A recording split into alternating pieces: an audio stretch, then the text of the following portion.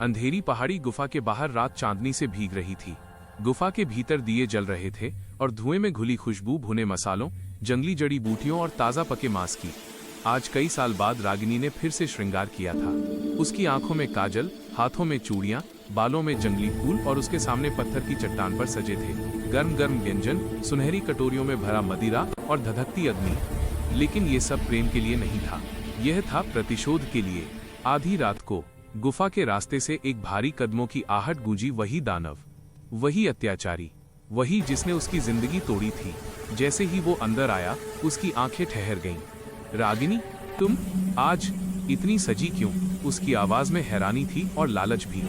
रागिनी ने धीमी मुस्कान के साथ कहा, सालों बाद सोचा आज की रात सिर्फ तुम्हारे नाम कर दूं। दानव के भीतर पुरानी चाह जाग उठी। उसे लगा शायद वो फिर उसकी हो गई है, शायद वो सब भूल चुकी है। लेकिन रागिनी की आंखों के भीतर दर्द का अंधेरा सुलग रहा था। रात गहराती गई। दानव ने भोजन किया, मदिरा पी और नशे में झूम उठा।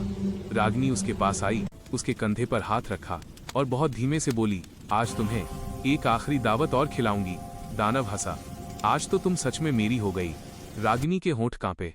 उसने आंखें बंद की और फुसफुसाई, नहीं, आज की रात मैं अपनी आत्मा को आजाद करने आई हूं। अगले ही पल दिए बुझ गए। गुफा में शैतानी हवाएं गूंज उठीं। रागिनी ने आग में छुपा हुआ तेज जहर उस पर फेंक दिया। दानव चीखता रहा, उसका शरीर राख बनता चला गया और रागिनी टूटकर जमीन पर बैठ गई।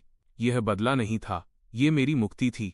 गुफा में अचानक हवा थम गई और कहीं दूर, जिसकी याद में वो जी रही थी, उसकी आवाज फुसफुसाई, अब तुम आजाद हो। रागिनी की आंखों से आंसू बहे और चांदनी में उसका चेहरा पहली बार शांत हो गया।